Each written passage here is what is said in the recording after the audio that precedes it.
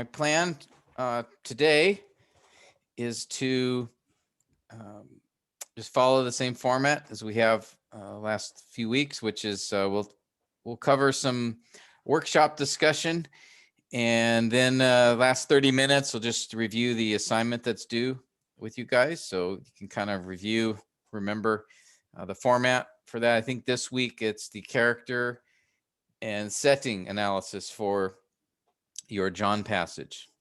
Okay, so that's the plan. We'll see what the Lord decides as far as what we actually do, but let me start us where we left off last week in our notes with I wanted to, as I mentioned before, sort of revisit, you know, we spent a lot of time talking about diagramming. I wanted to revisit it from a sort of a more foundational, fundamental point of view, like looking at the basic, go all the way down to the basic building blocks and then come back up. All right. And to do that, as I mentioned to you guys before, last time, we just sort of started the conversation, and that was to just remind ourselves how in this case, an epistle we'll look at, but also in poetry, it's the same kind of thing where an epistle is put together with paragraphs, right? And each paragraph is an author's unit of thought. And as each unit of thought is placed next to another unit of thought, it presents an overall theme and focus. And so it's epistles made up of paragraphs, a poem's made up of stanzas, stories made up of scenes. Now in each paragraph, that can be broken down into sentences, one or more sentences that make up that paragraph. And then each sentence itself can be broken down further into clauses and phrases. And then finally, and this is what I wanted to focus our attention on today, is a clause and a phrase, actually, those can be broken down into four main building blocks.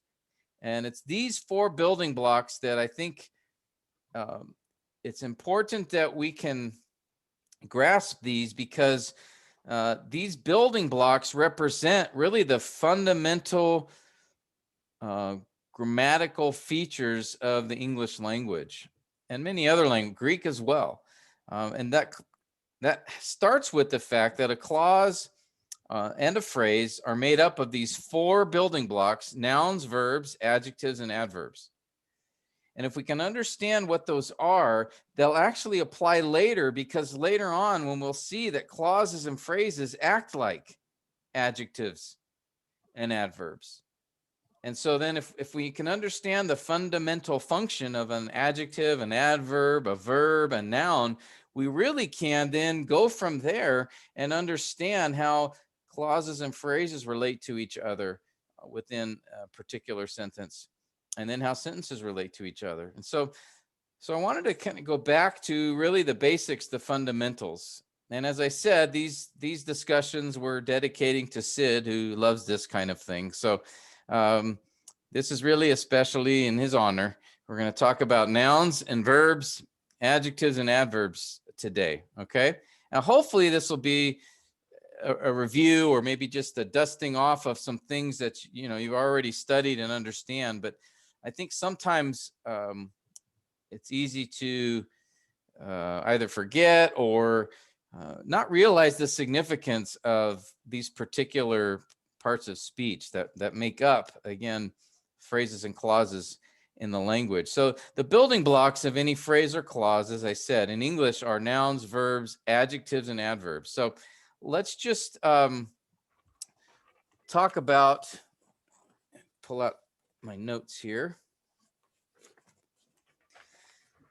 As we talk about this, I'm just going to ask you guys, all right, because hopefully this is review. So I just want to have you guys maybe tell each of us, what are these particular parts of speech? So, oh, Brother Arn, welcome. Good morning to you. Good to see you. Good morning, Pastor. Good morning. We'll have you start us off. Can you tell us what is a noun? What's a noun? A noun is a name of a place, a person, or or uh, place Ideas. ideas. Okay, thank you, Brother Said, for helping. Ideas, or we kind of learned it in school as it's a person, place, or a thing. An idea is a Good. thing. An animal's a Yes. thing. An object's a thing. So person, Okay. place, or thing was maybe a simple way to understand that. Okay. So for example, person, what would be some examples, Brother Arn, of a person? Arn. Arn, there you go. Okay. Arn's a person. Okay. Preacher, right? Right. Correct. You're a father, right? Yes. Husband. Okay. Yes. Okay. So all of these are he, right? A pronoun is he's a person. Pronoun. Okay. How about place? Give us some examples of a place. Medina. Medina. Medina. Is it Medina? Is that right? Yes, Pastor Tim. Okay. So that's a my place. place. This is my place, sorry. House, yeah. City. Yes. Room, City. right? Correct. Floor, market. These are all places. Okay. How about Market. now thing? Now this is pretty broad. Brother Arn, give us some examples of a thing. Cabinet. All right. Cabinet. Computer. Okay. Computer. Book. Yes. Animals, right? Dog, cat, bird. Dog, cat, a bird, fish. All right. Fish. Okay. So a thing, like even as Sid said, an idea. Democracy, that's a thing. Democracy. Right? Government is a thing. Correct. President. All right. Amen. Well, actually, sorry, president would be person. All right. But so things are essentially, these are, and there's many examples. But okay, so these are some good examples. Thanks, Pastor Arn. I appreciate that. Okay, verb. Let's move on to a verb. Brother Alex, we're going to ask you, help us define what is a verb. Verb is an action word. Okay, an action word. It's an action word. Okay, so we could say expresses an action. Now, is that all a verb does? Express or being. Yes, don't forget, it also expresses a state of being or a mode or condition. Okay, this is very important. So we have two kinds of verbs, right? We have verbs of action. So, Brother Alex, give me some examples of verbs of action. Look. Okay, good. Look, listen, and stop. That proves that he is really a driver. Yeah, you forgot go. Okay, but yeah, right? Read, run, speak, hit, open, right? There's lots of these. That's where basically it's an action taking place. Now, how about verbs of being? Can you give some examples of verbs of being? Good.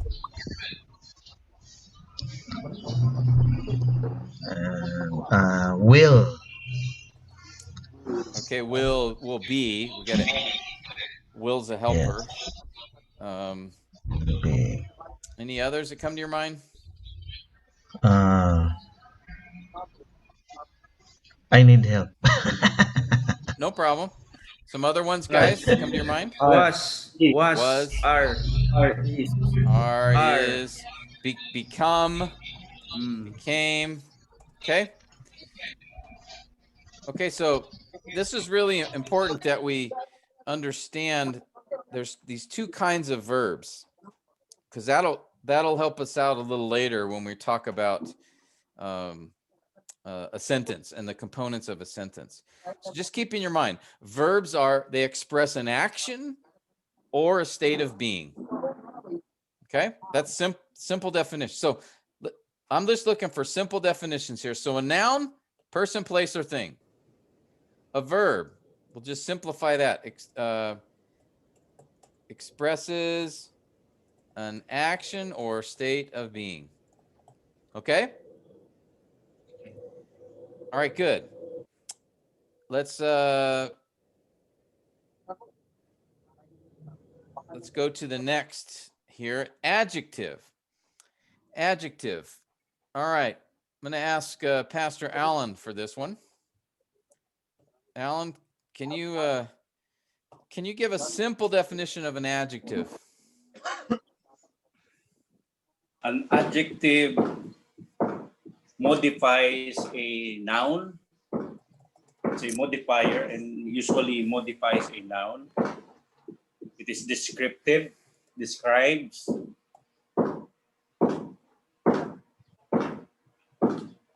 Okay, good. It describes Modifies and describes noun and Yeah. pronoun. that's, I think, yeah, noun and pronouns is a subclass of nouns. So, but yeah, I think the simple, it describes a noun by telling us what kind, which one, who, how many, something like that. But its basic definition, I think, is it describes a noun or modifies a noun. Okay, so we have a noun, person, place, or thing. We have an adjective that modifies a noun. It tells us something about a noun. So can you give me some examples, Pastor Allen, of an adjective? And if you want to use it with a noun, that'd be fine. Strong, a strong person. Strong person. Good.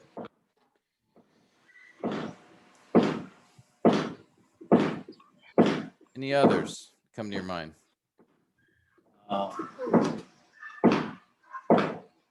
Gracious. Okay, gracious wife. How about you have a brown wall. So brown would be an adjective, right? I'll just highlight them this way. Okay, any others come to your mind?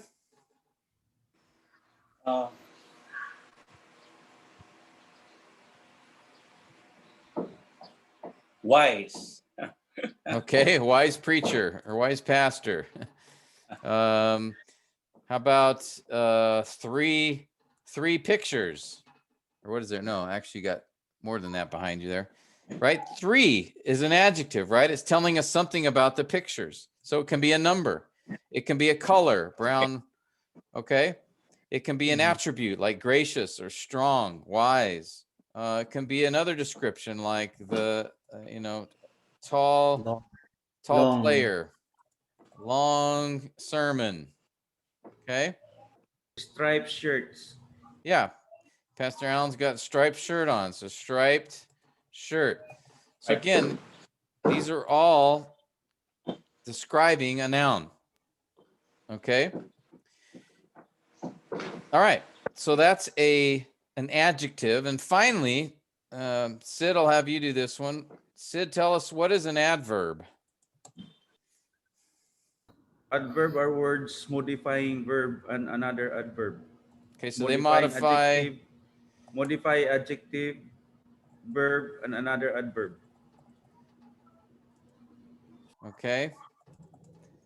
Okay, their primary function is modifying verbs, but yes, they can also modify an adjective or an adverb. And they do that by telling us when, where, why, how a verb takes place, so to speak. Okay? That's their normal function. But yes, they can also modify an adjective or another adverb. But in the simplest form, we would say they modify a verb. Okay, then of course, with an asterisk, adjectives and adverbs could also be modified by an adverb as well. Okay, so give some examples, Sid.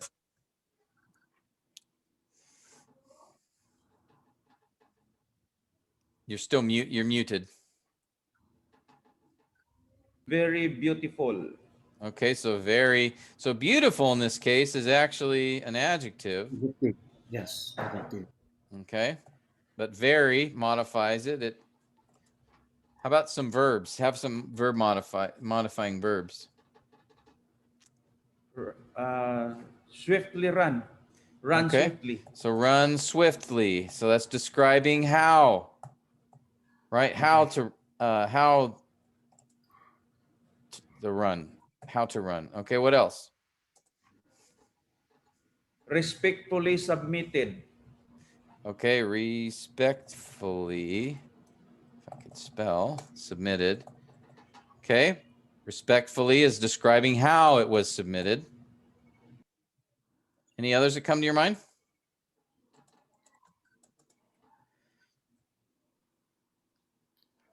Thoroughly done. Okay, thoroughly done. How it was done. Maybe listen now. Okay, now it's telling you when to listen, right? That's an adverb. Always speaks. Okay, always, again, it says when. When does he speak? It's describing when the action takes place. Okay, so again, keep this in mind. Very important that you understand for adjective and adverb. For an adverb, you have when, where, why, and how. It answers that question. For an adjective, it's what kind, which one, how many. This is very important because this will come in later when we talk about diagramming and you have a phrase or a clause. They're going to act like an adjective or an adverb. All right. So we can have an adverb or adjective be just one word, like in these examples here. These are one word adjectives and these are one word adverbs. But in a sentence, you can have a clause or a phrase, a dependent clause or a phrase act like an adjective or an adverb. Okay. That's why if you can grab these four fundamental parts of speech, it will help us later. So if you can just think of it this way, just think of, you have noun, which is a person, place, or thing. All right. You have an adjective, and its simplest definition is it describes a noun. It tells us something about a noun. Then you have a verb, and that is expresses an action or state of being. And then you have an adverb, which describes a verb. Okay, and again, I understand sometimes an adjective or another adverb, but usually it describes a verb. Okay, keep this connection in your mind. Noun, adjective, verb, adverb. And then if we go one more step, we could say it describes a noun by telling us what kind, which one, who, if the noun's a person, how many, etc. For an adverb, it's where does the action take place, when does the action take place, how, why. Those are the fundamental questions it answers. Okay. So in English and also in Greek, this is how these four parts of speech here are sort of really the fundamental building blocks, not just by single words, but also by concept. As I said, we're going to have sentences where you have a clause and then another phrase or clause, and that phrase or clause is modifying a word in the previous clause, and it's modifying it in either one of two ways, as an adjective or an adverb. Okay? So this concept of a noun, person, place, or thing. A verb expresses an action or state of being. All right. And then you have adjectives connected to nouns, describing a noun, adverbs connected to verbs, describing a verb, telling us something about a verb. Okay. So let me just show you this table. It sort of gives us the summary here. If I can do this, let's do this. All right. And here's some other examples that I just put down. Any questions so far, guys?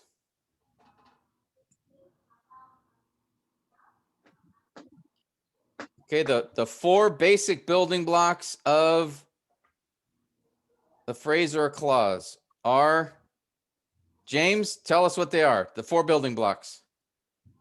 This is a quiz. This is your quiz.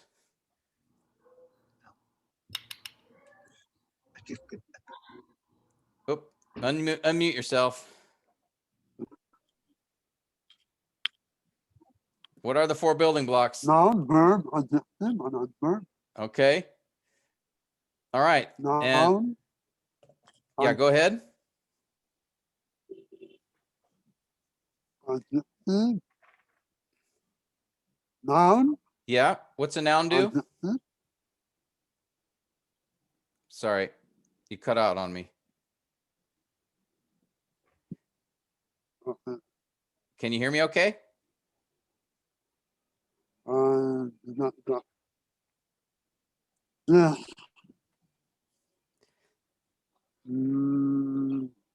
So tell me again, what's a noun? I need help. Okay. Pastor Noor, a A noun. name of a person. Okay. James, go ahead. Person, Person, place. Yes. person, place, or thing. Person, place, or thing. Okay. Thing. Yes, thing. A person, a place, or a thing. That's a noun. All right, Pastor Noor, tell me a verb. What is a verb? Verb and action. Expresses an action or Describe. there were two parts. It expresses an action or a state of being. Right? Expresses an action like, right, the dog ran. So ran would be a verb, or a state of being. The dog is tired. Okay? So ran is a verb of action because it's describing an action, but it's not describing an action, but it's still a verb. So it's expressing a state of being. Okay? So these are the two kinds. So ran is an action or a verb of action, and is verb of being. Again, or a state or a mode or condition. Those are the other. Okay. All right. Anselmo, tell us what an adjective is. Adjective, sir. Yes. Modify or describe a noun by All telling right. what kind, which one, or how many. Okay. How about an adverb? Adverb is a word that modifies a verb or another adverb. All right. Very good. So here's the summary table, and this will be in your notes that as usual, I will send to you guys after our class. But this is a table you're going to want to, especially the first two columns, you're going to want to have that sort of with you when you're studying, just to remind you these four basic building blocks. Okay, again, because it'll connect to what we're going to look at later as far as in diagramming. So we really need to have a strong understanding of these basic building blocks. Okay. A noun, person, place, or thing. Verb expresses an action or state or mode of being. Adjective describes a noun. Adverb describes a verb. Okay. Now, again, maybe for some of you, this is you already know all this very well, but I think for most of us, you know, it's helpful to sort of come back and look at the basics and then build up from there. Okay. So these are the basics. In grammar, English grammar, these are the basic blocks, the foundation for everything that comes next. Okay, because as I said at the very beginning, the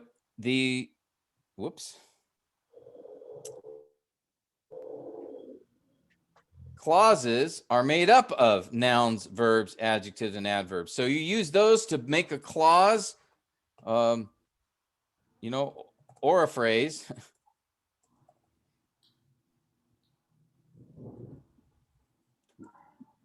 All right. And then you use the phrases and clauses, you put those together. That makes up a sentence. You put sentences together to make up a paragraph. You put paragraphs together. That gives you your epistle, or in the case of poetry, your stanzas give you the poem. All right. But it all starts with the nouns, verbs, adjectives, and adverbs. Okay. That's where we begin. All right. Now, any questions on this at this point?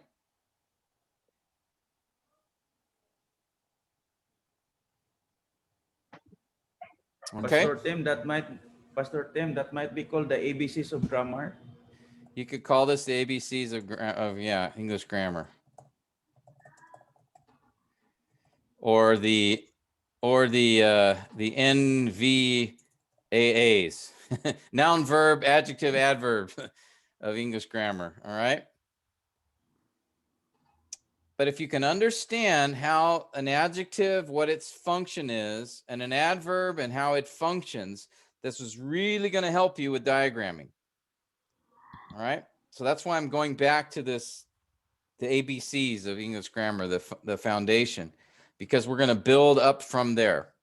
Okay. Any questions before we go to the next step here? Here's again the summary table. Okay. All right. Okay, so now we've got these 4 blocks, these ABCs, I guess the ABCD of grammar, right? There's 4 fundamental blocks here. Now, let's go to the next thing, and that is I'm going to have you guys, we're going to do an exercise where I'm just going to have you identify in the noun, verb, adjective, and adverb in these. I'll give you a sentence, and I just want you to identify which one of these 4. Now I highlight words that I'm going to have you skip because they are another part of speech, either a conjunction or a preposition or article. We're going to skip those. we're just going to focus on nouns, verbs, adjectives, and adverbs just to get some practice. Okay. So the first sentence I did, just to show you the example, I is a noun here, technically a pronoun, but it's still in the class of nouns. It's a person, right? So it's a noun. Walked is the verb, and it's a verb of action. Okay. It's describing an action. Now, quickly tells us how he walked. Okay. And so it is an adverb. It's modifying the verb walked. Now we go to the next. Large is modifying market. Okay, market is a noun. So this large is telling us something about the market. Therefore, it is an adjective, right? Adjectives modify nouns. And then 10 minutes. Now minutes is a noun. And 10 is telling us how many minutes. So it's an adjective because it's modifying the noun. Okay, so I just note it by the ADJ. And the adverbs, ADV, and then nouns and verbs, of course. Okay. So what I do is going to have you call on you guys, and then just have you identify whether you see a noun, verb, adjective, or adverb in the sentence. And again, ignore the highlighted words. Okay, those are other parts of speech, which we'll talk about later. All right. Let's see. Michael, we'll start with you. Yes. Listen. Okay, what part of speech is that? Noun, verb, adjective, or adverb? It's a verb. Verb. Good. What kind of verb? action or state of being? Action. Okay, good. It's an action verb. All right, let's keep going. How about good? Good. Adjective. Okay, which means it's modifying what? Modifying the noun. Which is, where's the Which, noun? Good. Okay. How about tomorrow? tomorrow. Tomorrow morning. I think adjective. Tomorrow. Okay, if it's an adjective, what would it be describing? Or yeah, what would it be modifying? Morning. Okay, telling us which morning? Okay. Tomorrow. Yeah. No. Okay. How about you? It's a um now what we call that? Oh, Yeah, go with your instinct. noun. It's a noun, right? It's a pronoun, but that's in the class of nouns. It's a person. Okay, slowly. Adverb. Yeah, modifying what? Where's the Verb. verb? Eat. Okay, now is eat an action or a state of being verb? What kind of verb is it? Action. Good. Okay, and then your, what is your? Your is acting as an adverb. I think. Oh no Okay, no. adverb modifies a verb, so how would it be modifying a verb? Modifying a adjective. Okay, Your this is still, because remember you, it's describing, it's related to a person, right? So technically it's still a pronoun or in the class of nouns. It's a little tricky because it's describing the breakfast. so yeah. so I'm sorry, that makes it a little more challenging. How about delicious? Adjective. Modifying which noun? Breakfast. Yeah. Okay. All right. Let's see. Pastor Bobby, we're to you now. We don't want you to miss out on the fun here. Yes, sir. All right. So do the same Okay. exercise. They is yes. They is a pronoun in the family of nouns. Okay. Is so it's a noun. Good. Heard is a verb. What kind of verb? Then uh, it's an action verb. Yes. Then man is a noun. Was is a verb. What State kind? Very good. a state of being, and excellent is an adjective. Carpenter, modifying carpenter, which is a noun. Who is noun in the uh, standing as a noun. Yeah, it's a person. Good.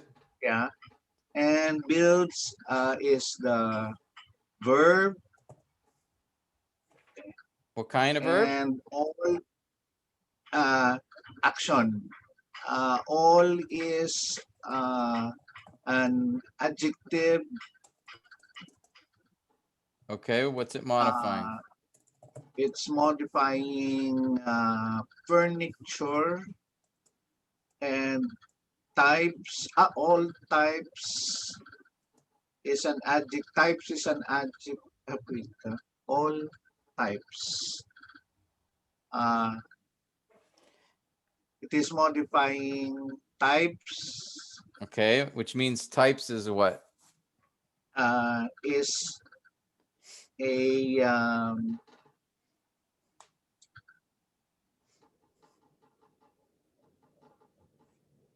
That's tricky, huh? yeah.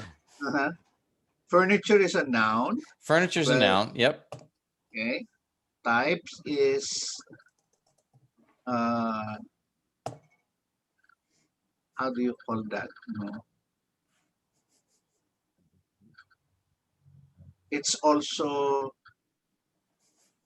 it looks like an adjective. All types. All types is an uh, looks like a noun. Yeah, it actually is a noun. It's a thing. Yeah. All right, but yeah, with the noun following it, it kind of, but you'd Yeah. have to say if it's an adjective, what's it describing? It's not, you have types of furniture, but it's not telling you something about the furniture. So it actually is types is a noun. Okay. All right, good. That was a tricky word there. Okay, any questions on this one or comments, guys?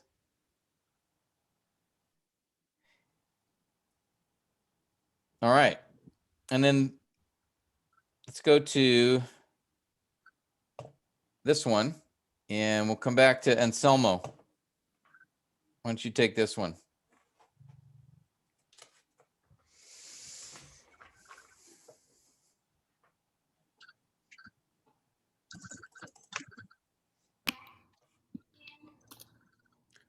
I'm the one, sir. What's that? It seems look like a noun. Airline tickets. Airline. No, sir. It is adjective modifies a ticket. Yeah, very good. Because now usually What? airline is a noun, but in this case, it's being used like an adjective. So nice catch. I thought I would trick somebody with that one, but good job. Very Because good. you guys see that? Airline here is actually describing what kind of ticket, right? Mhm. I could have said, right, Yes, sir. blue tickets or what would be some other One-way ticket. yeah, one-way tickets. Or right. So, but in this case, I said airline ticket. So what kind of ticket? An airline ticket. So that's why it's an adjective. But if I had said he took an airline to Davao. This case, airline is noun. So you have to see how it's working in the sentence. Mhm. All right, excellent. Okay. R. And Selma, what is that? Verb in What the form kind? of state of being, sir. Yes, very good. Okay. Expensive.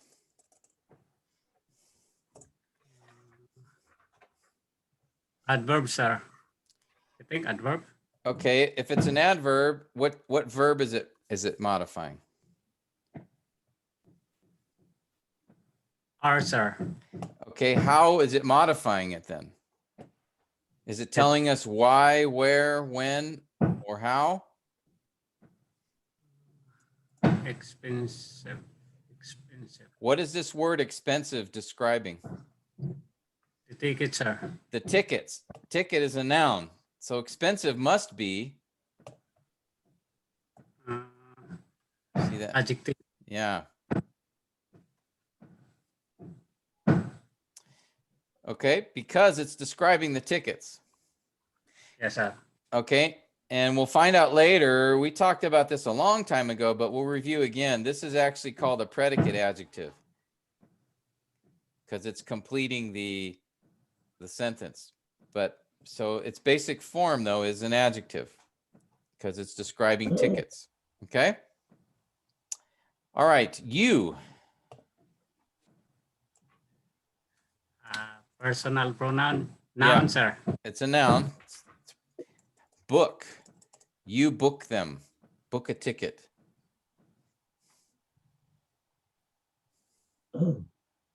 No. What is this? So look like a verb, sir. Yes. Why do you say it looks like a verb? You seem hesitant. Yes, sir. Why could it be something else?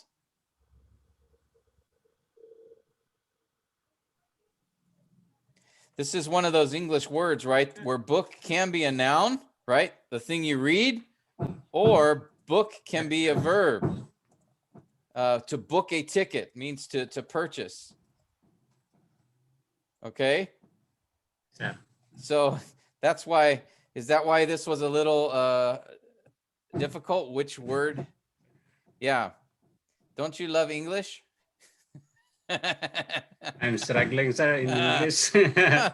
No, this is why it's hard, because you have a word that can be either a noun or a verb depending on how it's used. And so this again takes us back to something Pastor Bobby likes to remind us of a lot, which is the context. Okay? So if we understand, okay, we're talking about airline tickets. So when you see that word book, that's a verb used for purchasing tickets. Yes, Okay, sir. so it's a verb. Now, if it had said, can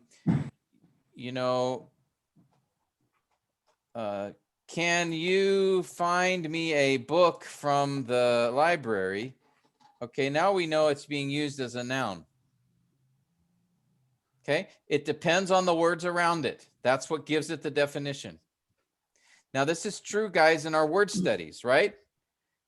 Where we have a word, and Greek's the same way. There are some Greek words that are nouns sometimes and verbs other times.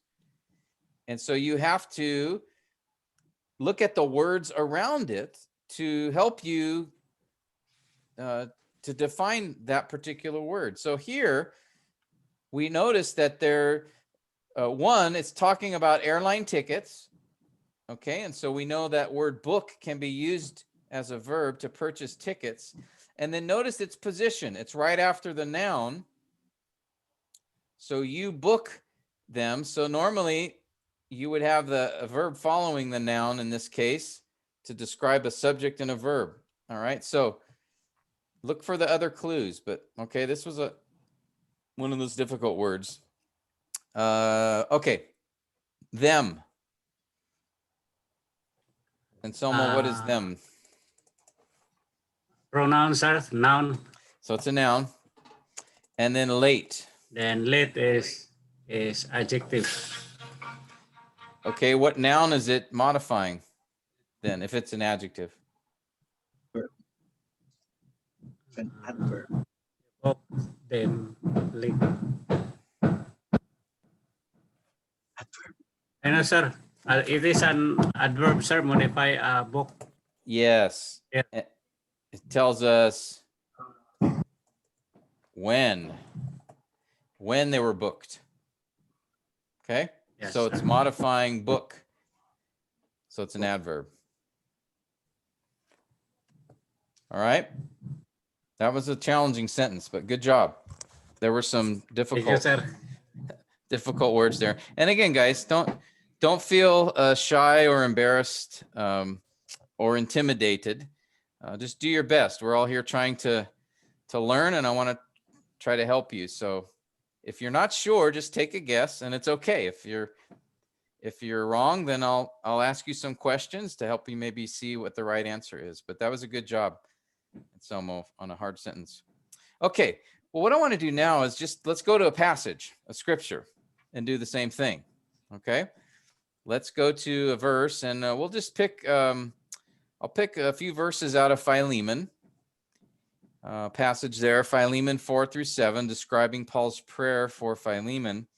And I've done the same thing. I've highlighted words that you can skip but I've left all the nouns, adverbs, adjectives, and verbs for you to identify. All right. So now what I'm going to do is I'm going to give you guys a few minutes to here. Let's see.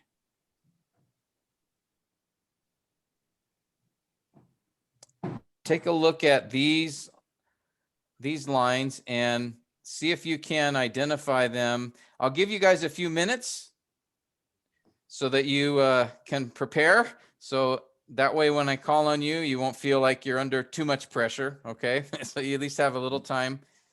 So I'll just take a few minutes, and if you want to write it down and then,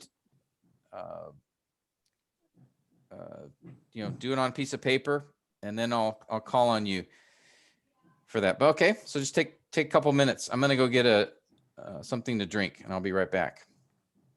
All right. Any questions? So do the same thing we did up here. Just identify adjective, noun, verb, or adverb, just right above the word. Okay. And then if it's a verb, just to tell us what kind of verb. Is it a action verb or a verb of being? Okay. Any questions? Now we're going to go through verses 4 through 7. So this is a New American Standard. I don't know if, I guess let me do this.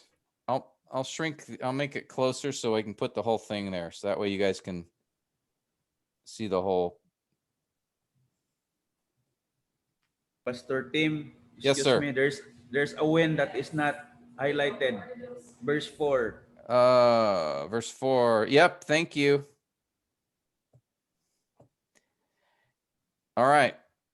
Thank you. So here's verses 4 to 7. That's the whole thing. Okay. Any questions? Or not? Here we go. So who is going to be first? All right, Kazot. Not cold. Kazot, Yes, Pastor. yes, you win. Yeah. You win. Yes. Yes. Praise You win God. the lottery, Kasot. You win the lottery. I thought it would Yes. be me. Oh, now, Okay, don't fight Pastor. over this. I'll take charge. All right. Go ahead. I thank my God always. I, noun, Good. thank, verb, What kind? action verb. Yes. Always is the adjective. Okay, well, what about my God? God is noun. God is a noun. My is adjective. Who's God? My God. Who's God? Or in this case, it's a pronoun, so it's technically a Pronoun. Sorry. noun Okay. in this case. Okay. It's Yeah, okay. Noun. those are tricky. Okay, Position. God's noun. Now, always. What do we do with always? Always. What word I do you think. think it's modified? Adverb describing the thing. Yeah, thank. very good. A+. Yes. So this is an important thing to notice. You see the word always, even though it's modifying thank, it's not right next to it, is it?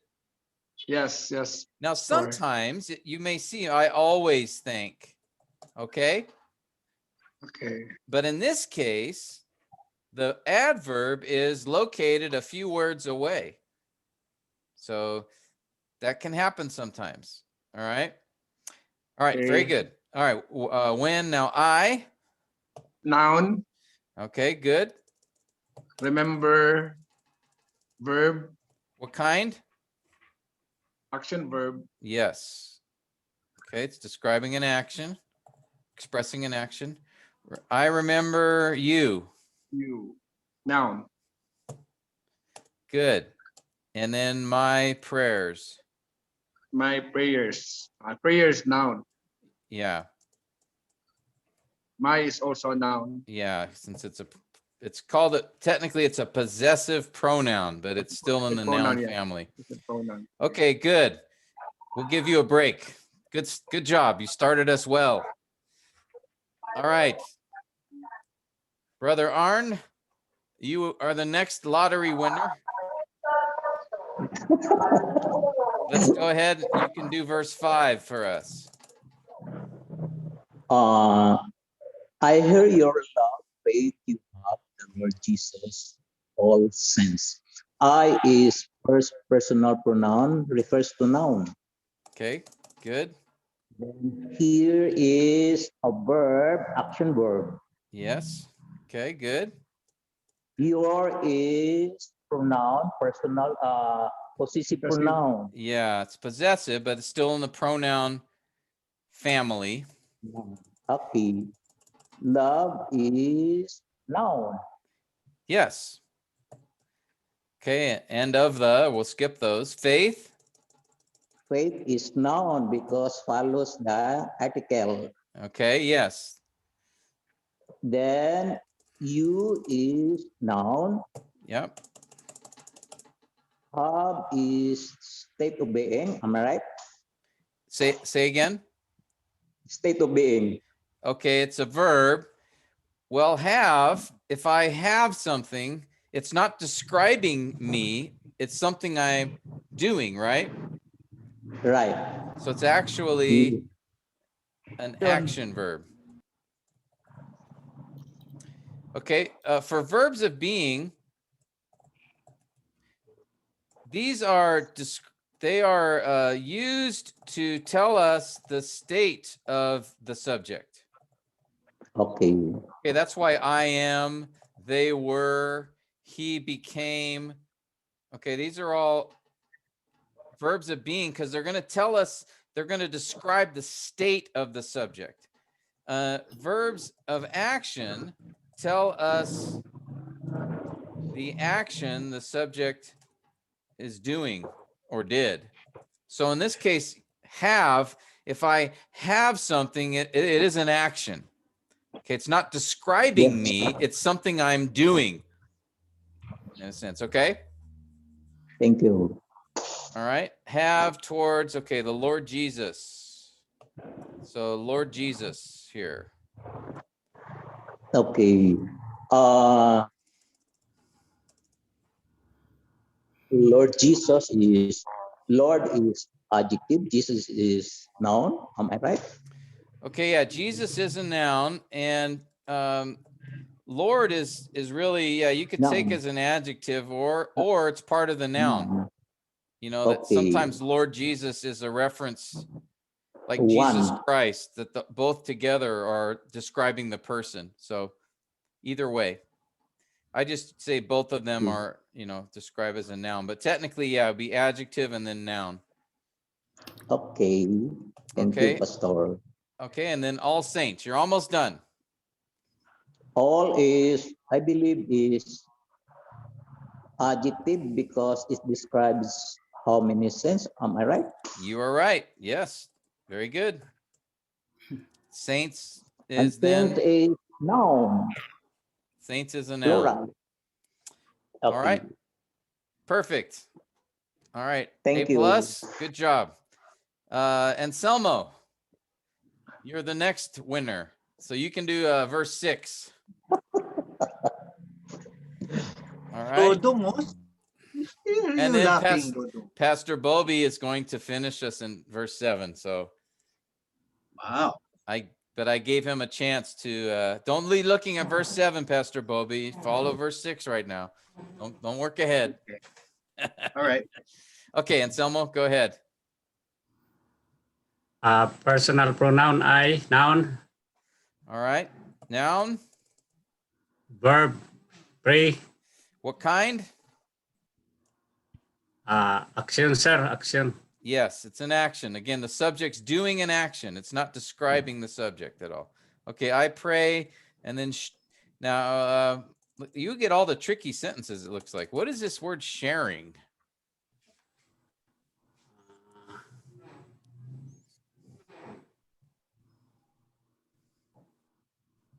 Sharing of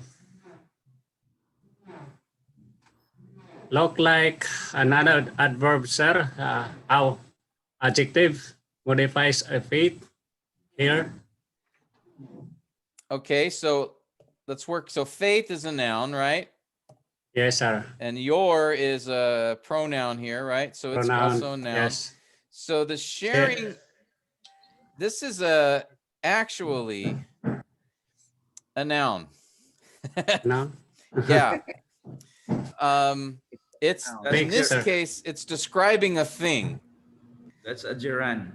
Yeah, yeah. For our advanced students here, it's technically called a gerund. All right, Sir. which is one of those. Another, problem in English is where English sometimes it'll take a verb and turn it into a noun, and that's what happened here. So it's like another one might be the running of the race. Okay, so running here is actually a noun because this together is describing a thing. All right, so that's a hard one there. We might talk about gerunds later on. I won't, sometime in the future, but for now we'll just leave it as just something to keep in mind. Okay. Okay. May become. It seems, sir, state of being, sir. Okay. Yes, it's a verb, and yeah, state of being. So it's describing the sharing. It's telling us something about the noun sharing. Okay. And this word effective, then, what might that be? What kind of word do you think?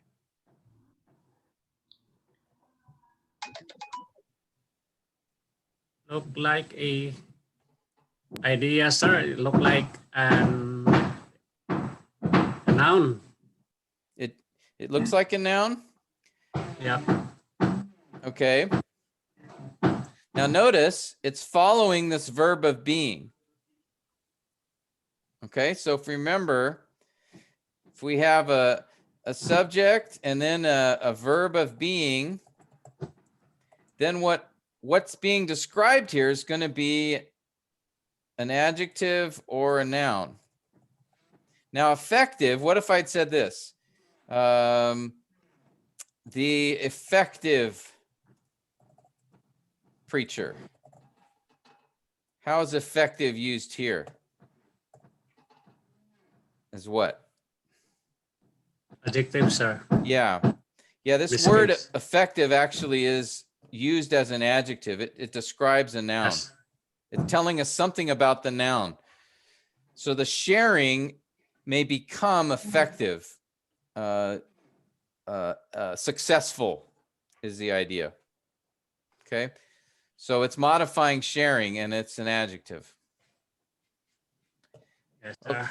All right. You always seem to get the hard sentences here. How about full knowledge?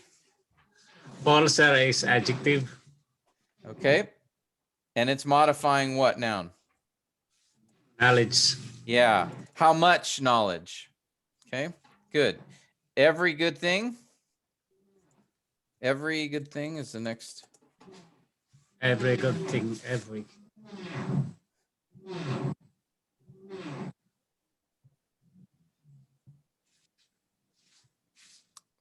What do you think?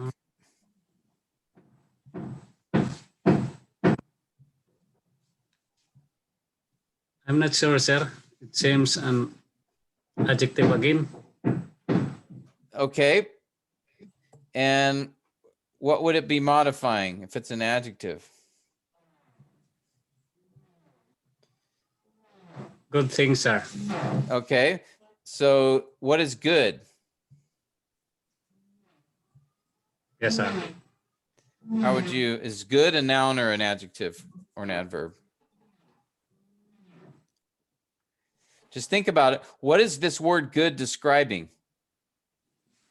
Thing's a good thing, Yeah. sir. So thing is my noun, right?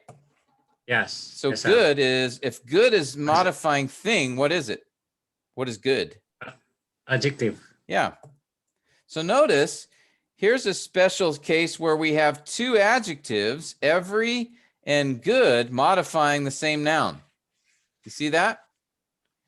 Because it's saying everything, which is, okay, if every answers the question, how many things, right? So how many? And good describes what kind of thing. Singular countable noun. You see that? So in this case, we have two adjectives that are modifying the same noun.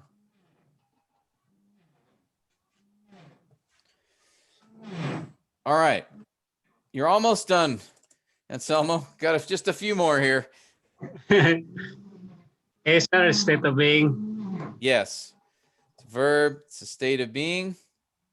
And us is a noun, sir. Good. The sake of Christ.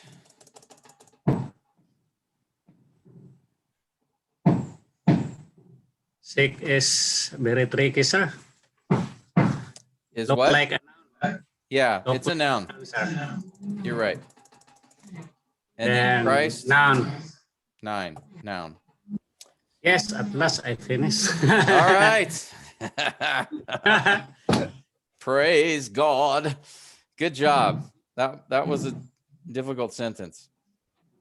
All right, Pastor Bobby, you are what we say in American baseball, the cleanup hitter. So you're the guy to finish us off. I is noun, and the next is a tricky part here. Have is supposed to be a verb, and and then you have derive is an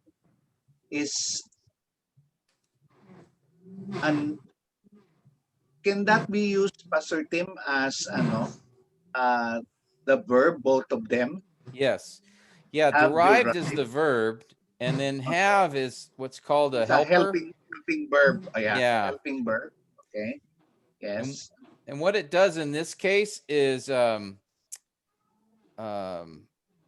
it modifies this, it helps us understand better the sense of the action. Okay. But yeah, we call this technically, this is called a helper. Have is a helper verb. We've already seen one of these earlier up here. May, technically may is also a helper verb. And all that, Become is a helping verb. yeah, auxiliary is another more technical way to say that. But what it means is it's part of the action or part of the verb, even though it's a separate word. And in a sense, it's called a helper verb because it helps to give a better sense of the verb tense. All right. That's the simplest way I could explain it. So there's a lot of like may be or may have or have, like in this case, derived or have seen. Okay, those are examples of, should go, There's would, another would down there. see. You see another one? Yeah. You have been refreshed. Yeah, there's another helper down there. So refreshed is the main verb really there, but have been is also. So usually I just take it as I just call the whole thing the verb. As a verb, yeah. That's why I group these together in the sentence, by the way. Okay, let's go back up. Have derived. So have derived is the verb. It's a verb of action. Much is adjective modifying the noun joy and likely comfort. Yes. Also. So here's an example where you have one adjective modifying two nouns. We saw earlier 2 adjectives modifying 1 noun. You can also have one adjective applied to 2 nouns. Much joy, much comfort. That word "and" connects those together. All right. Your love. Then you have your is noun, the pronoun. Functioning as a noun. Love is verb. Okay. Okay. Is it describing an action here? It is describing the action of. Oh, wait, Yeah, your. you got. Okay. It's a trick. Mhm. This one's tricky. Yeah, correct. Context. So, so it could be it's it looks like a verb, but it is a noun there in that sentence, no? Yeah, love can be a verb or a noun. It's Mhm. again one of those English words that it's spelled exactly the same, and in some cases acts like a noun or others like a verb. In this case, it's acting like a noun because it's describing a thing here. Derive much joy from your love. He's not saying you love me. He's saying your love has given me much joy. So in this case, it's being used as a noun. Okay. Tricky. And then you have my is a possessive pronoun. Okay. Yeah, so it's a class Standing of as a noun. noun. Brother is another noun. Good. And then saints is We got a hearts heart. here. Yeah. Hearts is also a noun. Good. And then saints also is noun. Okay, both are in plural form. And then you have the verb phrase there. Yes. And then you is the direct object noun. So it's a noun. That's right. Okay. Well, so here we go. That's verses 4 to 7 of Philemon. All right.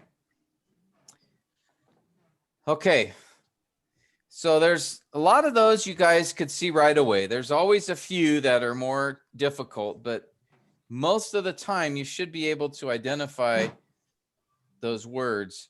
But like I said, there's always a few that can throw you off. We saw that in this particular passage. So next time we'll do another one just to practice a little more. Maybe if you guys want to get a head start, we'll do like say Philemon, maybe verses 8 through 12 next week together. We'll do the same exercise, just practice a little bit, and you can keep going if you want. But we'll just again identify the noun, verb, adjective, or adverb. Okay.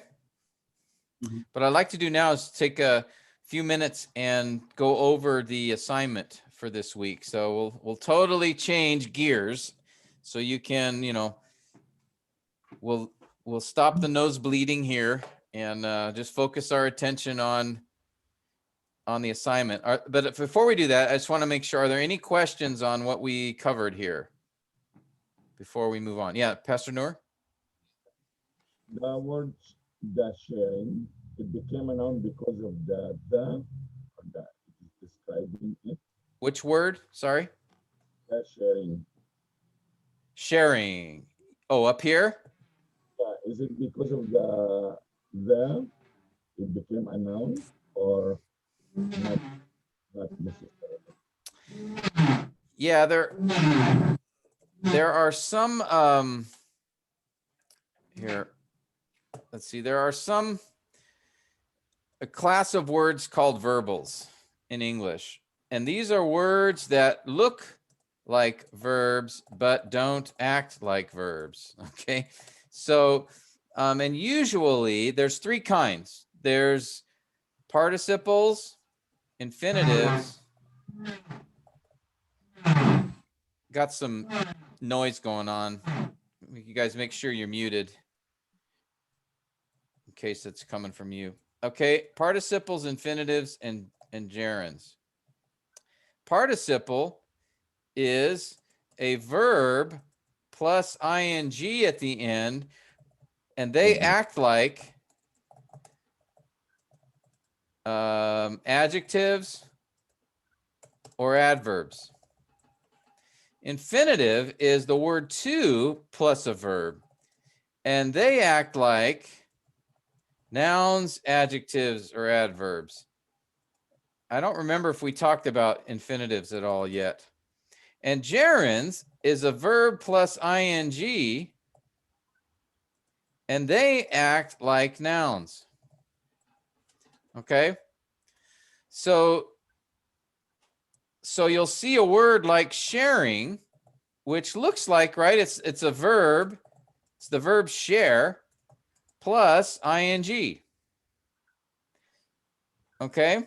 And so it is, in this case, it's acting like a noun because it's talking about the sharing of your faith.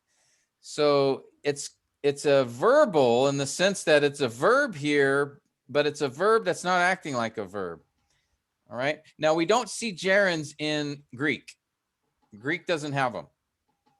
So I haven't spent any time talking about them because of that. But there are gerunds in English. So you'll see sometimes, as we see here in this translation, they took a Greek noun and interpreted it or translated it as a gerund. So it's still a noun, but it looks like a verb. All right. So how do you identify these? You just try to have to figure out how it's working in the sentence here. Pastor Okay. Tim, Yeah. Yeah, Michael? Is it the determining factor of a gerund having an article prior to it? That's a big clue. So you see the word the before it? Okay. The goes always goes with nouns. Okay. So that's another feature. And that's a good clue that Michael pointed out. So an article is a and the. Okay. And I had you skip those in the sentence here, but there's a lot of them there. Notice the Lord Jesus, the saints, the sharing, the full knowledge, the sake of Christ, the saints, the faith. Okay, so a lot of articles there. So a big clue to telling us that this word sharing is a noun is that it has an article right before it. You don't have that with a participle. Okay, only nouns take articles. Only nouns have an article. Okay, so that's a helpful hint. Now, whether or not you identify as a gerund, what you need to see is that at least it's functioning like a noun, and that word the coming before it will help you see that. Okay, because the focuses on, modifies a noun. It tells us which noun. It's a specific thing, the sharing. Okay, thank you, Michael. That's Welcome. that's helpful. Pastor Tim, Yes. I notice also that if we break it down like that, identifying the basic parts of a sentence, you flush out all the awit but. Yeah. You can see there that I skipped all the conjunctions and prepositions. Okay, we didn't go through those, but that's all that's left. Conjunctions, prepositions, relative pronouns, articles. So if you break it down like that, automatically it brings out the awit but, the connector words. Yes. All the connector words. And that's where I want to go eventually is we'll look at a verse and then you can identify every single word in the verse. And then when you can do that, then you can know, okay, here's a connector word and it is connecting these four words here. That's a noun and a verb. It's a clause. And that clause is modifying this word over here. So that's how you need to think when you're doing diagramming and when you're interpreting, you know, when you're trying to figure out which words are connected to what other words. Okay. So what I'm trying to do here is just, let's go all the way back down to the basic building blocks and we'll start there. Let's see if we can identify those and then we'll build on that. Can we then see the clauses and phrases? And those are identified by the connector words: and, for, that, in, from. Okay. And we've seen those before. Prepositions and conjunctions. We talked about those for several weeks last year. So we'll come back to that, but I wanted to sort of look at it even more fundamentally, go down one more level, and then we'll come back up. Yes, sir.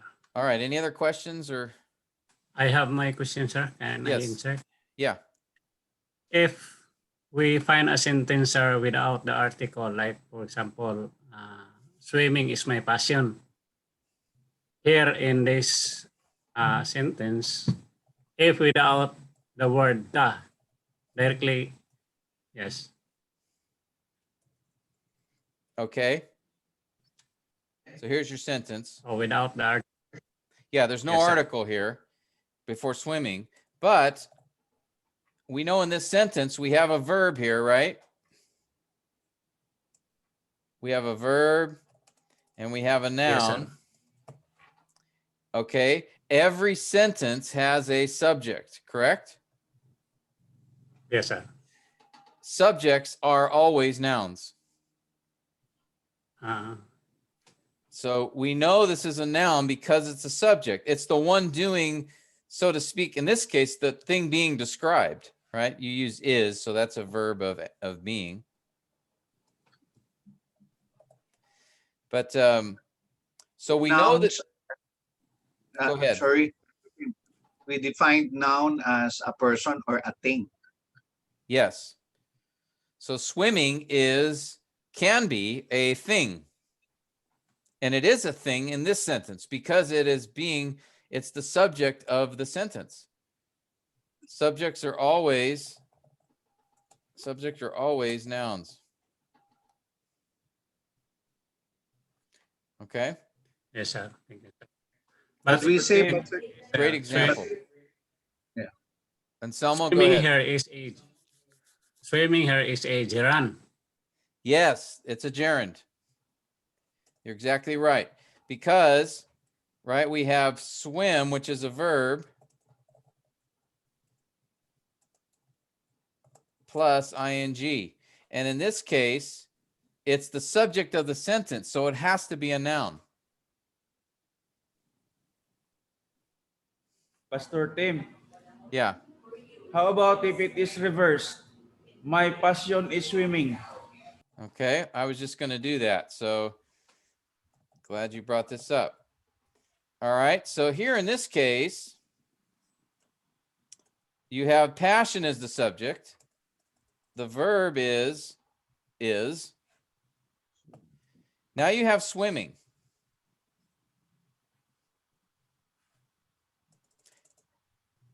Participle.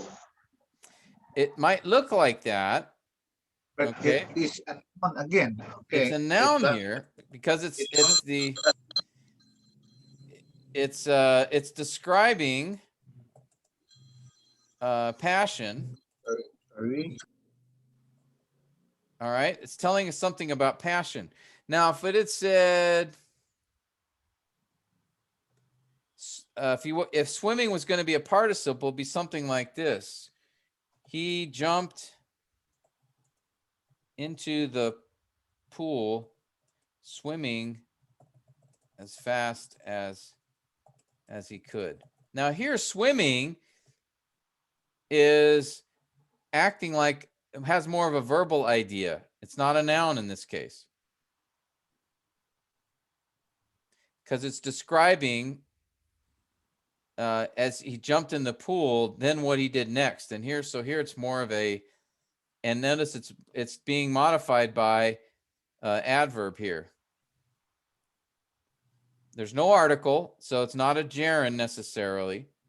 And what other clues? Trying to think. The comma here, actually, the punctuation helps us a little bit with that as well. Let's see, how can I describe that? The comma, Pastor Tim, tells us that it is starting a new sentence or a new phrase. Yeah, and that's another thing too. Gerunds, gerunds are not connector words. Okay, they don't function that way. Participles can be. Participles are connector words. Okay, so in this case, you have swimming introduces a clause here, so it's functioning as a connector word as well. So that gives us a clue that it's a participle. Okay. So I don't know if that helped, but maybe it created more questions than it answered. Are there any other questions or comments about that? Excuse me, sir. In connection of the paragraph that we encountered, sir. Yeah. Kindly plus back the previous slide. Yeah, this one. The other one.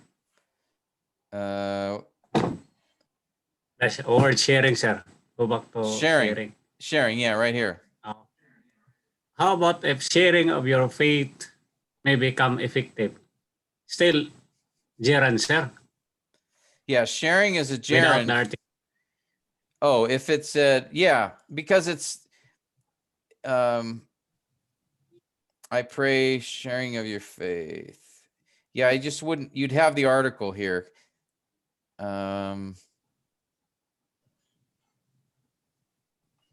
It would be strange to not have the article. It still would be a gerund here, but that would be an awkward. Yes, sir. Oops. An awkward. You wouldn't see that in English. You'd see that in this case. You'd see the article. That is the Pastor Tim, the Visayan way of saying it in English. Oh yeah. Pastor Tim, no article. Pastor, it will be missing. It will be missing spices. You will not write it that way if you want to be understood clearly. You won't write it that way without the article. Right. That's right. All right. Well, let me Thank just. you, sir. Thank you. Yeah. Okay. This is. We'll do some more practice with these. That's the hard thing, you know, when you actually go to passages, you've got everything there. So it's hard to isolate just the thing you want to focus on, right? We're talking about nouns, verbs, adjectives, adverbs, but we have all these other kinds of things in the sentence: gerunds, articles, helper verbs. And so it's hard to really be able to just focus on a specific thing, because you have to understand a lot of other things too. So we'll do some more examples in the coming times together, so that you can get more familiar with what we're doing here. Okay, so if you didn't understand everything that we talked about, if gerunds didn't make sense to you, don't worry about that right now. There are not that many gerunds in Scripture. Okay, so if that's not clear yet, that's okay. We'll cover that later in more detail. But right now, I just want you to be able to get an idea or feel for what a noun is and a verb, and especially adjectives and adverbs, because we're going to come back to that. Yeah. I think what maybe it would be helpful for all of us. What you are teaching us here is just the basics of how we break it down, right? Mm-hmm. So you're teaching us, Pastor Tim is teaching us how to break down the sentence so that we will have a more detailed grasp of it. But we cannot forget, let's not forget, after we broken it down, we need to go back out and look at the whole sentence. We have to look at the whole sentence uh, and determine what it is really trying to say.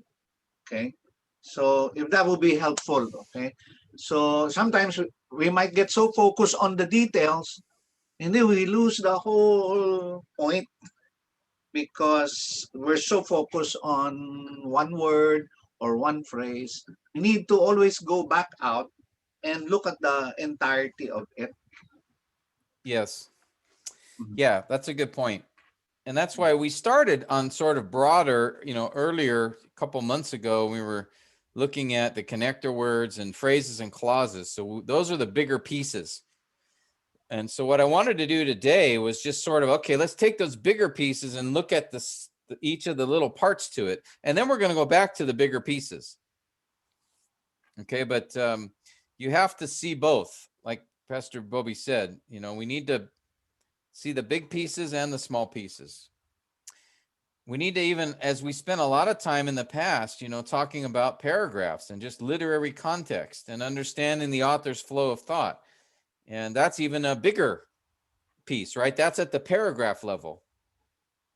So that's why exegesis is a challenge, because we got to understand each level if we're really going to understand the meaning of the author's intended meaning. So we need to see the high level, the author's flow of thought, but that flow of thought comes about as we understand how he pieces together these phrases and clauses. And those phrases and clauses are made up of these nouns, verbs, adverbs, and adjectives. So we have to understand what those are doing too. So it can seem complicated and overwhelming, but I think the more you practice, even try this week on your own. I would again suggest go through Philemon and just practice. And the more you do it, the more you'll learn it. Okay. And there'll be parts you won't know, or you'll think you'll have an incorrect answer. And when we go over it together, you can go, oh, okay, that's what it is. And so it's just, you'll learn by the practice. Okay. That's the, unfortunately, that's the best way to learn, because it just, that's just the way it is. Nothing just comes automatically. Obviously, the praying and asking the Spirit of God for that help and that insight is very important. And as we've said many times, right? Paul said, be diligent to show yourself approved. So the Spirit will help us, but we still need to work at it. That's how he will help us, through that effort. All right, let me just remind you of the format for the next assignment here. And I'm just only going to spend a few minutes on this. One, because you've done this. You did this for your Old Testament passage in Ruth or Jonah. And two, because this is written out. So I do have the format. I'll resend this to you after the class today, just as a reminder. But this is online on Canvas. It's available there as well. So for character and setting analysis, you really just have two steps, okay? The character analysis and then the setting analysis. And remember, in a story, one of the key, these are two of the main components, is characters and setting. And again, the characters are the key individuals that are in the story. You have the protagonist, the antagonist, and the foils, right? The hero or the main character of the story, the antagonist is the one who opposes the main character. And then the foils are additional characters that seem to be there to present a comparison or contrast to the antagonist or protagonist, okay? So for example, in Jonah chapter 1, the sailors would be foils. because they are there sort of as contrast to Jonah. Jonah's running away from God. These guys are actually end up seeking God. Or chapter 3 of Jonah. The foils would be probably the Ninevites. Again, Jonah's the one with the unrepentant heart. The Ninevites are the ones that were actually repenting. So those would be some examples. So just as you go through the character analysis, again, read through the story several times, then identify each character. And again, protagonist, antagonist, and the foil. Now, there may not be a foil, so don't force it. But if you see a character or some characters in the story that seem to be important and could be a comparison or contrast to the other main characters, just note that. But not every story has a foil or foils. Then you need to just describe each character. Go through the story and identify particular statements that the character makes or actions that the character does that seem significant. Okay. And then the main character, of course, in every story in the scripture is God. So what's his role in the story? What does the story tell about him? Okay, so that's the first part. And you have an example from John here, John 4, that we've done in the class. You can go back and go through sessions 2, 3, and 5, cover the information regarding the character and setting. So for the characters, again, read through the story, make some observations, and then step 2 is identify those key characters. So I do that in John chapter 4. I just write a short paragraph for each one.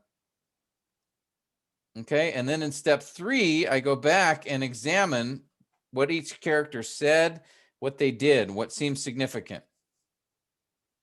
Okay, so I just note it. I did it in paragraph form. I put the verse numbers down for things Jesus said or did that seem significant in the story. Okay, and that's just what you feel is significant as you read the story. Okay, that's step 3. So I do that for the protagonist. What are key things that he or she said or did? Antagonist, and then the foils, and then finally that includes the narrator. So again, you can go through this again and refresh yourself on what's involved in this assignment. But again, the key characters are protagonist, antagonist, foils, and then you have the narrator and then God. And that's the fourth part of this. Identify God's role in the story, what the story tells about him. All right, so that will take a little bit of time because you're going to have to go through the story, read it through several times, and then you'll go through the story again, identify the protagonist, and then what he said or did that was significant. And then you'll do that, go through the story again for the antagonist, and go through the story again, look at the narrator comments, and then just note those like I did here. I just listed them down. These are the narrator comments here. So that's the character analysis. Okay, the character analysis. Read the story several times, make observations, identify, categorize each character. Step 3, describe each character, key dialogue and actions. And then step 4, the main character, identify God's role. Okay, that's character analysis. So do that just for your story. So if you're preaching from John chapter 3, just do it for John 3. You don't have to do it for all of John, okay? Any questions on that? I know that was quick, but we're running out of time. Yeah. Okay. And then the setting analysis. Oh, sorry. Question? No question, Pastor. Okay. And then the setting analysis, this I think is a little more straightforward because all you're doing here is just saying, okay, where does the story happen? Okay. So what locations are mentioned in the story where it takes place? So I just have a short paragraph there, and then be as specific as you can. So in John 4, Jesus went to Samaria But it also mentions he was near a city called Sukkar in Samaria, and specifically he was at Jacob's well. So you want to mention all of those elements because that's the setting, that's the location where the story takes place. Then the second part is, what culture does the story happen in? So who are the people involved? What country or culture is involved here? So notice for John 4, I had a discussion about Jews and Samaritans because those were the cultures involved in this particular story. The third part is the time. When does the story happen? So just note when it happens relative to the story. You don't have to have dates. I put those in because I just looked it up, but I first identified where in the story it takes place. So is it near a feast time? Does the narrator tell us, you know, this happened 3 days later than this took place? So just any time elements that you see in the story. And in John 4, the time element was, it was near the beginning of Jesus's ministry. And then in verse 6, it tells us the specific time of day that this particular event took place in. Okay, and then finally, any other aspects of the story which you think would be helpful in regards to the setting. All right, but mainly identify the place, the time, and really the culture, the situation. Okay, that's the setting analysis. So that's all you need to do for this second assignment. Character analysis and the setting analysis. All right. I apologize for that being so brief, but that's just, I wanted to give you a quick overview. Okay, so again, do this just for your passage in John. Are there any questions about this?